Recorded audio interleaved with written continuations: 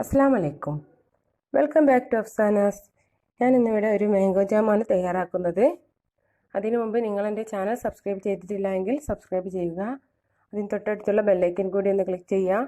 Video ഇഷ്ടമായാൽ like ചെയ്യാനും share ചെയ്യാനും കമൻറ്റ് ചെയ്യാനും മറക്കരുത്. ഇത് കടയിൽ നിന്നൊക്കെ വാങ്ങുന്ന അതേ രീതിയിലുള്ള ജാമാണ്. നമുക്ക് വീട്ടിൽ നിന്ന് തന്നെ പെട്ടെന്ന് തയ്യാറാക്കി എടുക്കാൻ പറ്റുന്നൊരു ജാമാണ്. നമുക്ക് വീഡിയോയിലേക്ക് കിടക്കാം.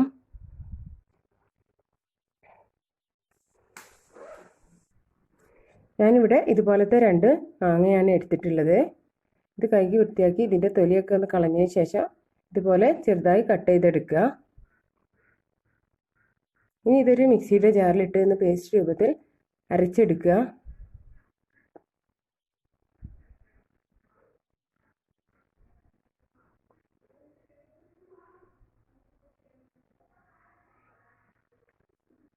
ഇത് നല്ല പേസ്റ്റ് രൂപത്തിൽ അരച്ചെടുത്തിട്ടുണ്ട്.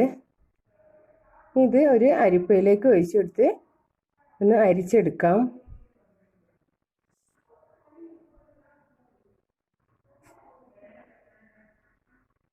ഞാനിവിടെ അരിപ്പയിലേക്ക് ഒഴിച്ചെടുത്തിട്ടുണ്ട്.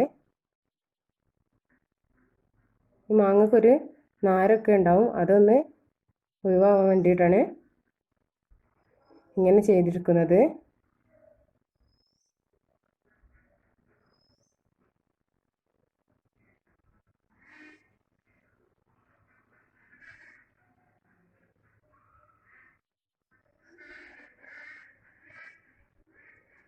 ഇപ്പോൾ നമ്മുടെ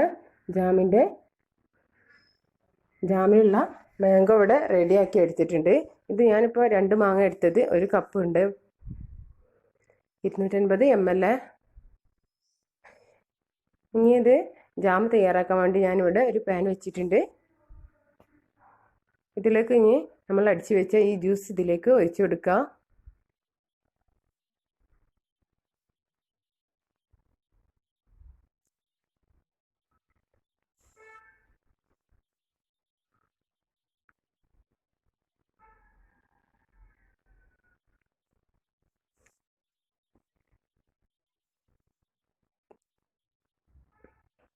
ഇതൊന്ന് മിക്സ് ചെയ്ത് കൊടുക്കുക.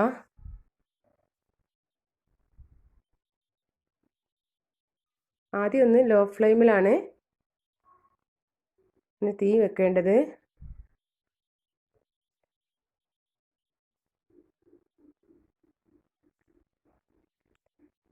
ഞാൻ ഇതിലേക്കൊരു 1/4 കപ്പ് പഞ്ചസാര ചേർത്ത് കൊടുക്കുന്നുണ്ട്.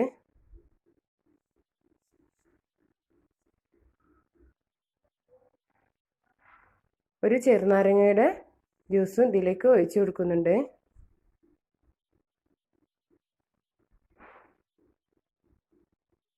എന്നിട്ട് നല്ലൊന്ന് മിക്സ് ചെയ്ത് കൊടുക്കുക.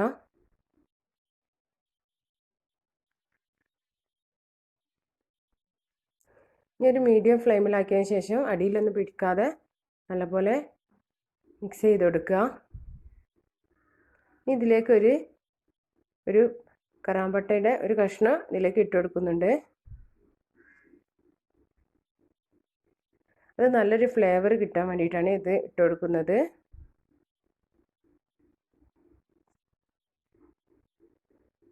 ഞാൻ പൊടിച്ച പഞ്ചസാര ഒന്നല്ല ഇതിലേക്ക് ചേർത്ത് കൊടുത്തത്, സാധാ നോർമൽ ആയിട്ടുള്ള പഞ്ചസാര തന്നെയാണ് ഇതിലേക്ക് ചേർത്ത് കൊടുത്തത്. ഇത് അടി പിടിക്കാതെ നല്ലപോലെ മിക്സ് ചെയ്ത് കൊടുക്കണം. എല്ലാ ഭാഗവും ഒരുപോലെ ഇളക്കി കൊടുക്കുക. ഇപ്പോൾ ഇത് നമ്മുടെ ജാം ഇവിടെ റെഡിയായി വന്നിട്ടുണ്ട്. ഈ പരുവാകുമ്പോൾ ഈ കറാമ്പട്ട ഒന്ന് എടുത്ത് മാറ്റുക. ഇതിനൊരു പ്ലേറ്റിലേക്ക് ഞാൻ മാറ്റിയിട്ടുണ്ട്. കുറച്ചൊന്ന് ചൂടാറാൻ വെക്കുക. നല്ലോണം ചൂടാറി പോയാൽ കട്ട പിടിക്കും.